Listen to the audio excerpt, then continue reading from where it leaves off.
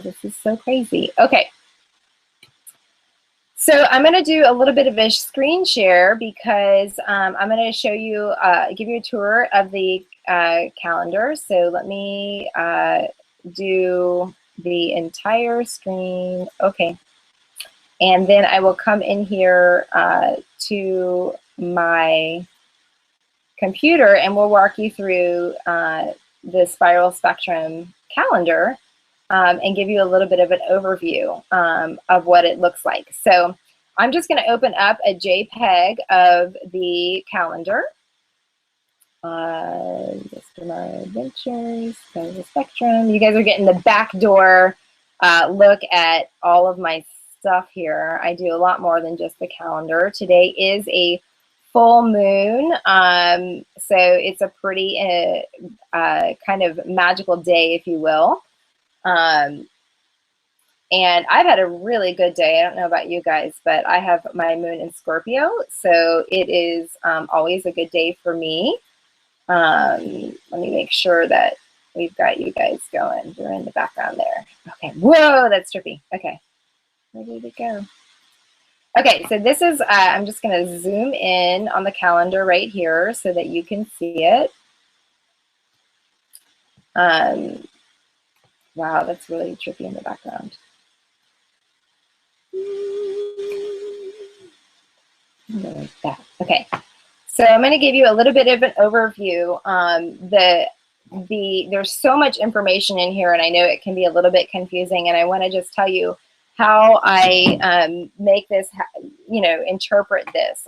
Along the top here, obviously we have the planets, and inside of each planet tells you a little bit about that planet, just some keywords. Same thing here with the moons. This is talks to you about the moons. Today we're at a full moon, so it's a really good day to tap into deep intuition, our emotions and our feelings. It's a day of fulfillment, which is true. I just got news within 2 hours ago that something that I wanted, I wished it just came true. Something got fulfilled today.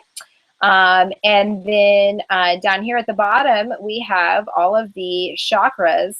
I was guided to put this in because we have 7 days and 7 chakras. So why not give each day a focus? Right? True. And then as we zoom in here, we've got a couple of different things right here in the middle. Obviously, we have the year written, and then beyond that, we have the seasons, and then beyond that, we have the zodiac right here, and that is where we have a little description as well. So this is kind of like a little key or a legend for that. And then along the outside, we have the months, the month of January, February, March, April, May, all the way around. And inside of that, this is, your typical Gregorian calendar, just with the rainbow over it. And this tells you, basically the time that our culture agrees to abide by is this Gregorian calendar, and it's in a nice little line and grid format. And you'll notice that there's a dark circle. That means that's a new moon. And then the white circles mean it's a full moon. And so what we do when we come out here is that when we look at this, I'm going to tell you that each of these rings going outward is a day in the year. So the first day of the year was Friday the 1st. It was a blue day. So you'll notice this first thing is a blue day. And all of these icons mean that the planets were all started the year in that sign. So each of these rings represents the orbit of each of the planets that they represent. So as you go along, you're able to see that each of these rays going out represents and corresponds to a day down here. And the color coding kind of helps you figure it out. Like the last red day, the 25th of January, is right here. It's the last red day in this month, okay? So that's the beginning of January. The beginning of February is this red line.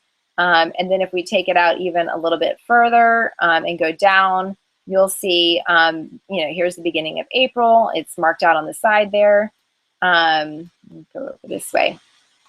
Down into May, which we're kind of getting close to the end of May here, okay? So the way that you kind of read and interpret this is to put these puzzle pieces together. And I'm going to just kind of talk to you about a period that happened in between these solar and lunar eclipses right here. Okay. One thing, let me see if I can back that out a little. Yeah. Okay. So the way that this works is that at the beginning of the year, the sun started in Capricorn. Here is the icon for the, see this little icon? That equals this icon. That means the sun started in Capricorn. So did Pluto. Neptune is in Pisces. Here's the Pisces sign right here. Uranus started in Aries. Is that, no? Yeah, that's Aries. And Sagittarius is this sign right here, and that was in Saturn. So that goes on and so forth. Then throughout the year, the orbits all make their way through the signs and the zodiac at a different pace. So Mercury being the closest planet to the sun, it goes through the zodiac much faster than, say, Pluto, which takes, you know, generations to get through different signs. So Mercury, Venus, Mars, those all move through pretty quickly. Jupiter, Saturn, they go through, you know, a little bit slower. And then the outer planets, it takes them a while to travel through the zodiac. So the other thing I need to tell you is these dotted lines, that represents a retrograde period, okay? So what happens is that as we go through the year, all of these little icons that appear, that's telling you that Mercury, right here, the blue line, Mercury started the year in Aquarius. And then right here, very quickly, this is a blue line. So that would be the 8th of January. It moved into Capricorn, okay? And then it was also in retrograde. So each time you see one of these icons, that means that that planet just moved into a new zodiac sign. And that means that the energies of the moment are a little bit different. Let me go and zone in here on the solar and lunar eclipse, because it was a pretty powerful portal. And I realized during this time that I was looking at it, I was like, what is going on? Everyone around me was having like really weird communications between genders. So like your spouse or your business partner, males and females were having a really hard time talking to each other. And I happened to be at a friend's house, and we were looking at this calendar, and I was like, yeah, let's look at the calendar and see what's going on. And so I figured out, okay, we're having communication problems. So I looked at Mercury, right? So in between the eclipses, Mercury was in Pisces right here. So Mercury, if you look up here, it's the planet of travel, communications, thoughts, mental activity, that kind of thing.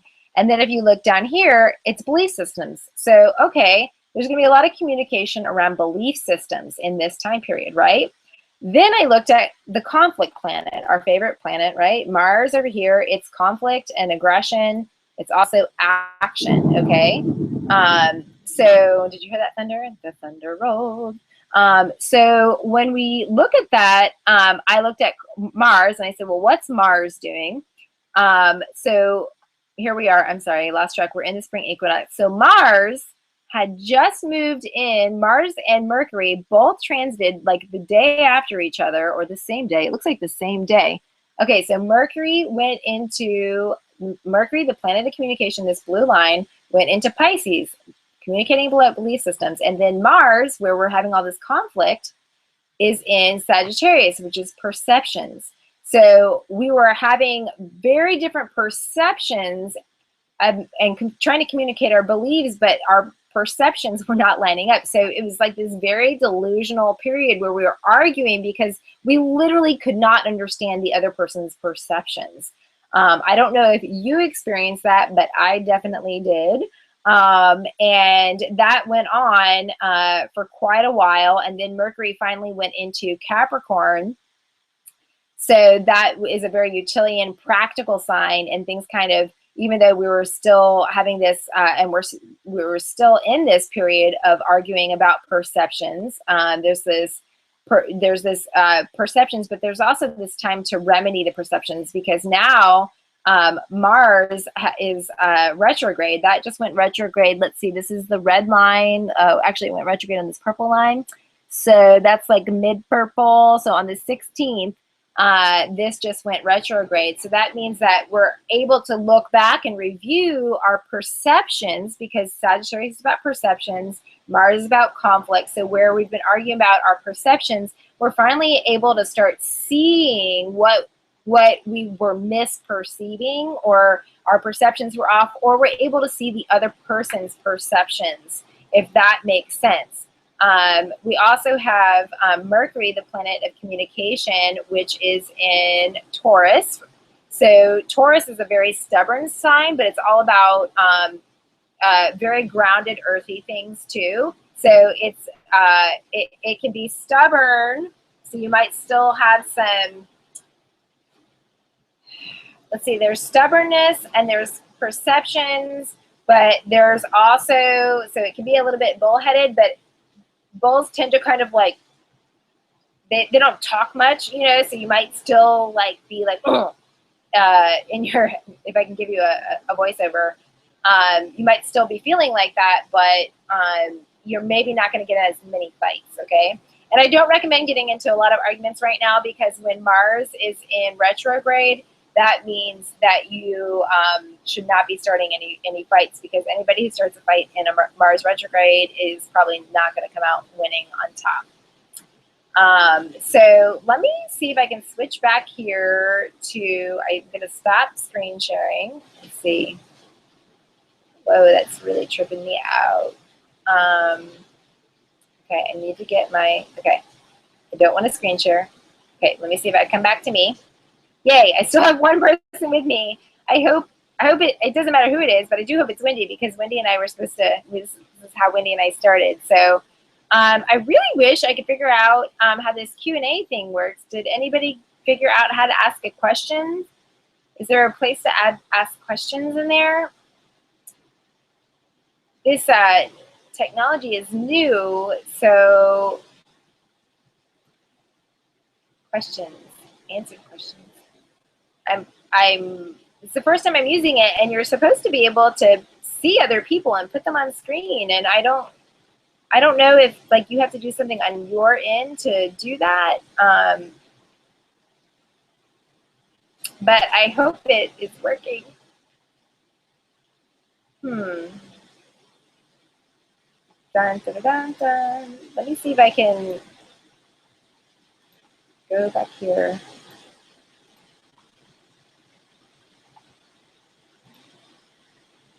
All right, well, I guess that's my overview. Since nobody's able to ask questions, I don't know really how to proceed. Thank you so much for being patient. This is a little bit of a mini chaotic disaster. There are 4 planets in retrograde right now, and let's kind of take a look at that before I say goodbye or anything, because let's see, where are we? We're in April. So right now, you may have noticed a big shift. Mars went into retrograde on the 16th, and then out here, this is Pluto. Pluto went in retrograde the day after that, so on 16th, 17th, 18th, around then. And today is what, the 22nd. So we just had these 2 planets go in retrograde. They're joining Jupiter, which is in retrograde, and they're also joining Saturn, which is in retrograde. So we have this period, if you'll notice right here, we've got 4 planets in retrograde, and then right here, Mercury is going to go into retrograde at the end of the month, okay? It's on the 28th, Mercury goes into retrograde. Mercury, again, our planet of communication, so anything having to do with communication, such as phones, planes, trains, automobiles, any kind of verbal communication, it's all going to have opportunities for us to chill out. So from there to here, right here is when this is Jupiter. The orange line is Jupiter. Jupiter will start going direct, like after the first week of May. So right here, this is going to be 5 planets in a retrograde. The only planet moving forward at that time is Taurus. Taurus is a very earthy sign. It loves decadence. It loves good food. It loves really solid stuff. It loves to garden. So the only thing moving forward right now is Taurus in Venus. Venus is the planet of, what is it? Partners, beauty, and harmony. So this would be a great time to, I've been laughing at people saying it's a great time this week to go, not this week, but the first week of May, go glamping, plant a garden. Don't worry about too much. Get yourself a pedicure or a manicure, or, you know, go to the massage therapist. Just treat yourself and don't talk, don't start fights, don't do nothing, don't buy a lottery ticket. Just hang out with yourself, be cool, because that's the only planet that's really going forward. Now, after that first week, let's see on the red here, on the 9th, it looks like Jupiter does begin to go direct. Jupiter is our planet of expansion, spontaneity, good luck. So the fact that Jupiter starts going forward is a really good thing for us. And we'll start to see a little bit relieved, but not totally completely until Mercury goes direct just after the full moon on the 22nd. Okay, so that is going to be. Oh, I realize I'm looking at my calendar while you're looking at me. I didn't realize that. I'm really new to all this. You guys can just call me crazy, and then it'll be done. So I hope you were looking at your calendars while I told you all that. Okay, let me see if there's anything else that's good that is going to be happening coming up here. So as we come around the year, we're going to have, I know a lot of people are going to be looking at the election in November. So the only thing that I have to say about that is, let's see, Mars goes into Aquarius the day after the election. So the only thing I can think about that is that Mars moving into a more humanitarian sign. Aquarius is very much known to be humanitarian. It is going to be a time when perhaps all the conflict will turn more humanitarian, more nice. So maybe we'll have a good outcome for the election. Right after that, we'll also have Mercury going back into Sagittarius, which is about perceptions. So we'll be communicating about perceptions. At the same time, our Capricorn pragmatic little goat man here, he goes into Venus in a relationship. So there's a pretty big shift right after the election. Several planets shift at once. And this retrograde Neptune, which just when did retrograde Neptune? So the whole election, the really thick, hot part of the election, that will be experiencing this Neptune in retrograde. So what's Neptune? Neptune is idealism, compassion, healing. So there's going to be a lot of that going on leading up to and just after the election, and then it'll start going forward. So we've got quite a few planets that have been in retrograde, and we'll continue to have spots of it all throughout the year. But then towards the end of the year, we should have a pretty decent Christmas, I think. That's what I'm hoping. Things seem to clear up towards the end. So thank you for joining me. I think that's all I have if I can't get the questions. I really wish I could figure out how to put you guys go live. I thought I was going to be able to do that. So thank you so much, and I will talk to you another time. Thanks for joining.